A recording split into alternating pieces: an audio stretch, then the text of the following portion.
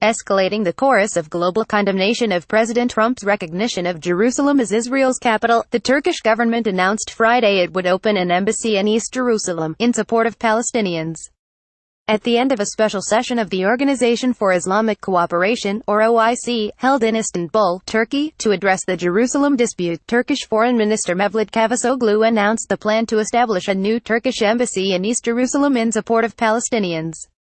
Turkey would maintain its existing embassy in Tel Aviv for Israelis.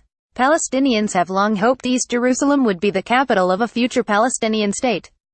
Dozens of Arab states refer to the disputed territories of the West Bank and Gaza Strip as Palestine, though the West and many other countries do not recognize its existence. Turkish President Recep Tayyip Erdogan invited all countries supporting international law to recognize Jerusalem as the occupied capital of Palestine. All it would take from Turkey is changing the sign outside the Jerusalem consulate that has stood since Istanbul was known as Constantinople, the Ottoman capital that ruled this region of the Levant for half a millennium. Trump's decision to recognize Jerusalem as Israel's capital came as a windfall for Erdogan, said Mahir Zainalov, Turkey analyst and chief editor at the Globe Post, in an interview with the Los Angeles Times. Erdogan, who is battling corruption allegations related to a high-profile Iran sanctions case in New York, now can attempt to act as the leader of Muslims, Zainalov said.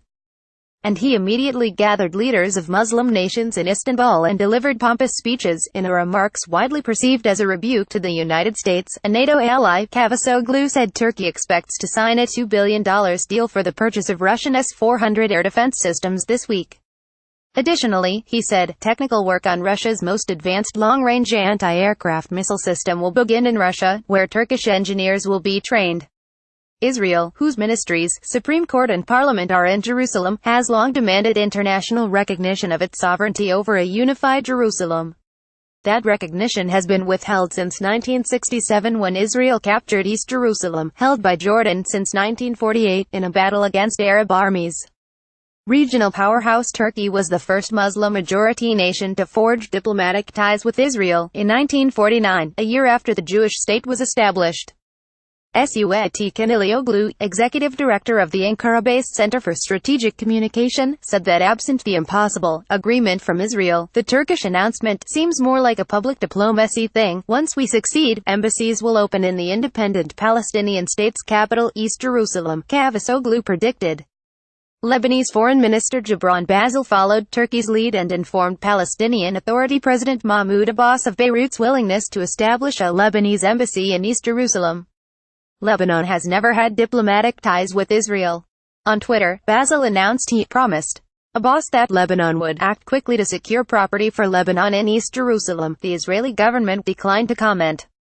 Speaking to The Times, Palestinian Authority spokesman Xavier Abouid said that East Jerusalem is an integral part of the occupied territory of Palestine, and has been recognized by the international community. So it is entirely normal that a state that recognizes Palestine would want to establish its embassy in the occupied capital of East Jerusalem. Caption Middle East, Turkey, Europe, Palestinian, Israel, Russia, Lebanon.